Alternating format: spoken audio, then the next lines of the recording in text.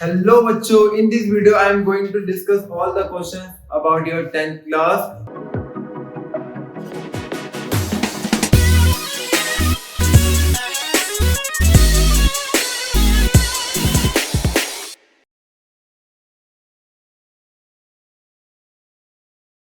तो इस वीडियो में हम सारे डिस्कस करेंगे क्वेश्चन, जो भी आपके डाउट हो आप पूछ सकते हैं खुल के, ठीक है। तो हम स्टार्ट करते हैं चैप्टर 1 जो कि है केमिकल रिएक्शन एंड इक्वेशन, ठीक है। तो आप में से किसी को भी कोई डाउट है तो स्टार्ट करते हैं। तो आपको कहीं डाउट हो आप भी बता सकते हैं कमेंट सेक्शन में। फिलहाल मैं अपने बच्चों के साथ डिस्कस कर रहा हूँ, आप भी मेरे बच्चे ही हैं, ठीक है। तो आप बताओ डाउट एक करके। तो चैप्टर 1 स्टार्ट करते हैं।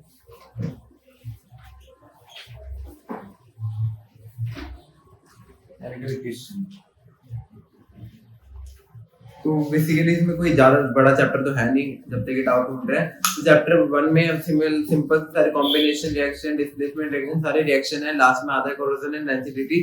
तो ज्यादा खतरनाक तो नहीं है, इसमें सिर्फ बैलेंस करने के लिए आता है। आई होप आपको ये डाउट ना हो। जब तक आप डाउट हो लो। तो बच्चों पहला डाउट आ गया है एक बच्चे का, ठीक है। तो उसमें पूछा है कि you have to find which type of reaction is this. तो पहले लिखा है ये रिएक्शन है। तो ये रिएक्शन बता सकते हो बच्चों कौन सी रिएक्शन है? बताओ बच्चों कौन सी है? What is the displacement reaction? सही बोल रही लड़की, डिस्प्लेसमेंट रिएक्शन है। कौन सी रिएक्शन है फिर? वो डिस्प्लेसमेंट रिएक्शन। बताओ साइड कॉम्बिनेशन रिएक्शन। गलत। Decomposition reaction is the reaction जिसमें क्या हो रहा है, हमारा जिंक कार्बोनेट एक ही रिएक्टेंट है जो कि मल्टीपल प्रोडक्ट में टूट रहा है। That is decomposition reaction. मैं भी उसमें तो मैं CO2 CH4 किसमें? हमारे पास ये देखना है कि डिकम्पोजिशन रिएक्शन जो होती है उसमें नॉर्मली क्या होता है, आपका एक रिएक्टेंट होता है जो कि मल्टीपल प्रोडक्ट में टूटता है। तो रिएक्शन होगी गुड, बिकॉज़ यहां पे क्या हो रहा है, exchange of ion takes place. That is double displacement reaction. I hope इस क्वेश्चन में समझ आ गया होगा। समझ आया? Yes sir. Okay, next we move to the next question. Tell me your next doubt. Sir मेरे को डाउट है। बोलो सीधा। और मेरी एक कंडीशन भी है। बताओ। पहले बच्चे बताएंगे फिर आप बताओ। ओके। मतलब सर जैसे कहते हैं एक रिएक्शन डिस्प्लेसमेंट रिएक्शन। नेक्स्ट है आपका H2 साइड। क्या आंसर होगा इसका? Combination reaction. Good side, because इसमें एक रिएक्टेंट मिलकर एक प्रोडक्ट बना है। तो that is the combination reaction. Combination reaction NaCl plus AgNO2 AgNO3 AgCl plus NaNO3। बताइए ये कौन सी रिएक्शन होगी? गुड, बिकॉज़ यहाँ पे क्या हो रहा है, exchange of ion takes place. That is double displacement reaction. I hope इस क्वेश्चन में समझ आ गया होगा। समझ आया? Yes sir. ओके। सर मेरे को डाउट है। बोलो सीधा। और मेरी एक कंडीशन भी है। बताओ। पहले बच्चे बताएंगे फिर आप बताओ। ओके। मतलब सर जैसे कहते हैं एक रिएक्शन है, ओके। वो टेक्स प्लेस कर रही है।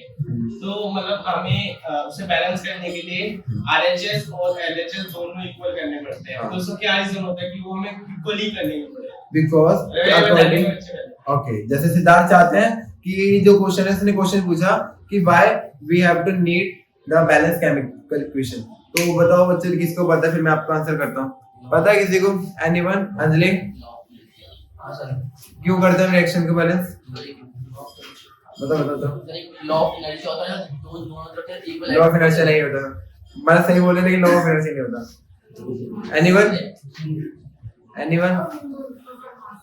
चलो मैं बताता हूँ। Law of conservation mass. हाँ, according to the law of conservation of mass हम क्या करते हैं, अकॉर्डिंग टू, देखो जैसे कि मान लो एक प्रोडक्ट रिएक्टेंट 1 है एंड रिएक्टेंट 2 है, ये दोनों मिलकर अपना प्रोडक्ट बना रहे हैं। तो जैसे कि आपके 10 ग्राम और ये 90 ग्राम, तो टोटल आपको प्रोडक्ट बनेगा 100 ग्राम।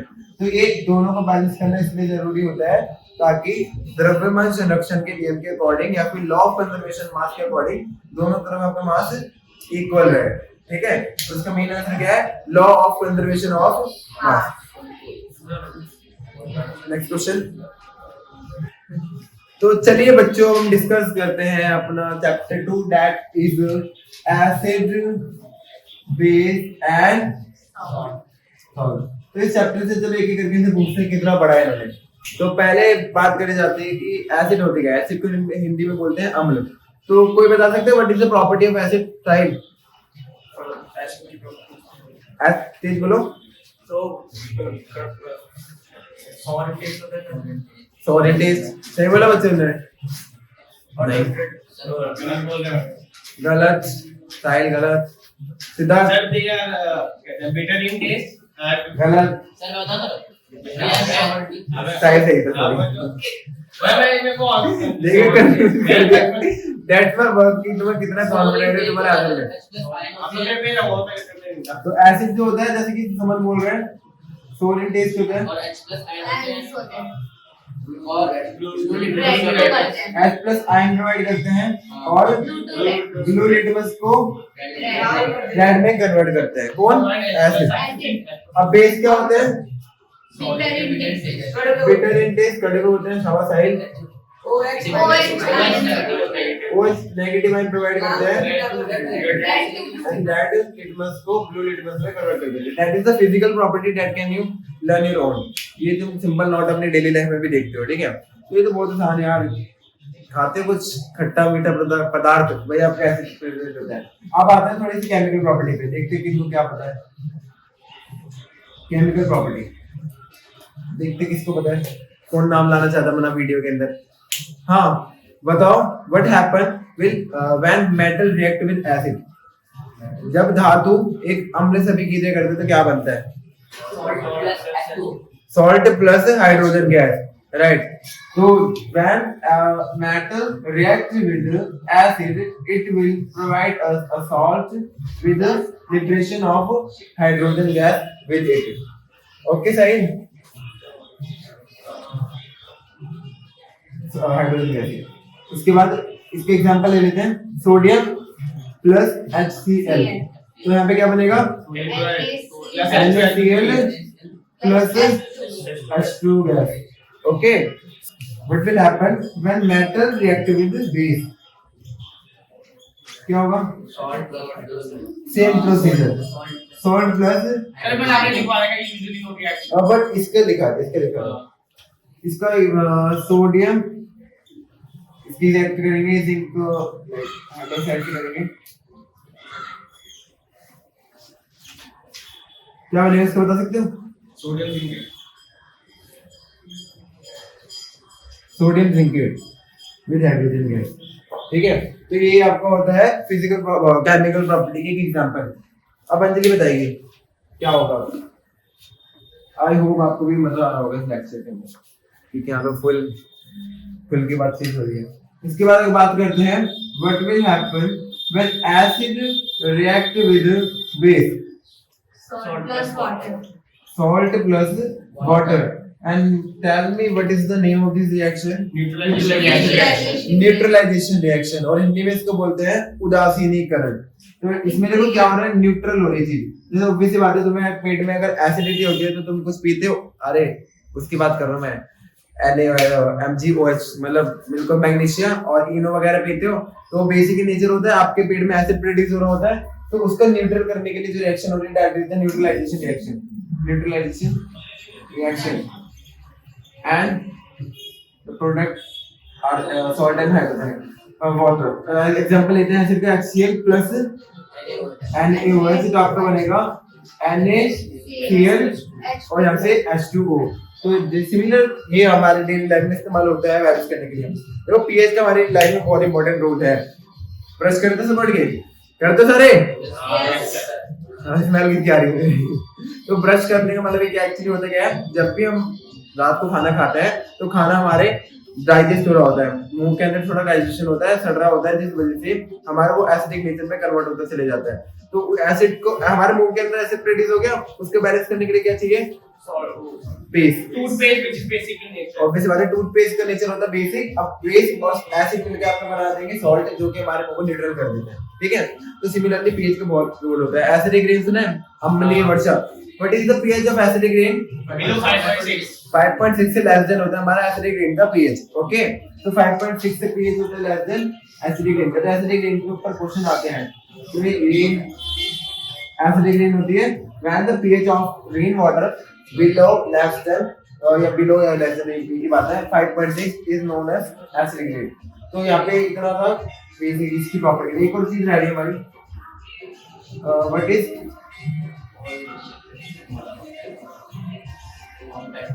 olfactory indicators। हाँ भाई क्या होता है olfactory indicators? These are the type of indicator which shows different smell and taste in other different mediums mediums. you can say। Hindi में इसको बोलते हैं गंधीय सूचक। तो इसमें गंधीय सूचक एक्चुअली होता क्या है, ये वो हमारे सब्सटेंस बोल लो या ऑब्जेक्ट होते हैं जो कि अलग अलग मीडियम के अंदर अलग अलग तरीके से स्मेल करते हैं। ठीक है, फॉर एग्जांपल अगर मैं बात करूं, इसका एग्जांपल क्या होगा? Onion, beans and clove. Vanilla, onion and clove. तो ये इसके एग्जांपल है। मतलब इनको अगर मैं एसिड में डालूंगा तो अलग स्मेल करेंगे, बेस में डालूंगा तो अलग स्मेल करेंगे। जैसे कि तुम दोनों अलग, तुम लोग अपना नेचर मतलब ना पढ़ाई करने को कहोगे अलग गेम करोगे, फोन चलाने को कहोगे तुम अलग गेम करोगे। तुम किसी olfactory indicator चाहिए। तो ये था olfactory indicators and what will happen, ये कुछ पूछते हैं, समझ आया तेरे को? Yes, sir. एक क्वेश्चन है, बोलो। तो फ्रेश मिल्क होगा तो पीएच 6 होता है, फ्रेश मिल्क का पीएच 6 होता है, 6 होता है और कर्ड का पीएच क्या होगा? कर्ड का पीएच सबसे ज्यादा लेस देन होगा, इससे कम ही होगा क्योंकि एसिडिक नेचर होता है ना कर्ड। तो जब हमारा पीएच एसिड की तरफ बढ़ेगा तो ऑब्वियसली बात है लेफ्ट की तरफ बढ़ेगा। concentration देखो। पड़ेगा। पीएच इसके लिए से होता है ना 0 से लेकर 40, अभी बीच में 7 जो कि क्या होता है न्यूट्रल। जब हम लेफ्ट की तरफ बढ़ रहे हैं तो हम बोले 6 होता है। 6 से और इधर की तरफ बढ़ेंगे जब तो इकट्ठा होगा ना लेफ्ट की तरफ, तो एसिडिक नेचर इधर बढ़ता है और राइट की तरफ क्या बढ़ता है बेसिक नेचर। ठीक है, उसके बाद हम बढ़ते हैं थोड़ा अपने कॉमन सॉल्ट पे। कॉमन सॉल्ट भाई बहुत इंपॉर्टेंट टॉपिक है चैप्टर का, क्योंकि ज्यादातर तो चीजें ना कॉमन सॉल्ट से पूछ लेते हैं। और देखो प्रॉपर्टी तो तुम्हें पता होनी चाहिए। तो कॉमन सॉल्ट तुम्हें पढ़ा रखा है ना सबको मैंने। Yes, sir. तो कॉमन सॉल्ट जो होता है वो मोस्ट इंपॉर्टेंट टॉपिक है, क्योंकि ज्यादातर इंपॉर्टेंट टॉपिक की प्रायोरिटी देखी जाती है, इसी टॉपिक की देखी जाती है इस क्वेश्चन की, इस मतलब चैप्टर के अंदर। पहले अगर मैं डिस्कशन करते हैं हम ब्लीचिंग पाउडर से, ब्लीचिंग पाउडर।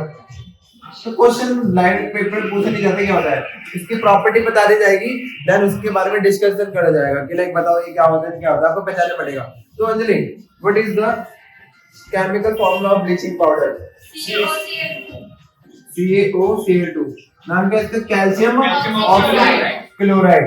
इसका इस्तेमाल कहाँ पे होता है? यूजेस कहाँ पे है? Cotton textile knitting industries.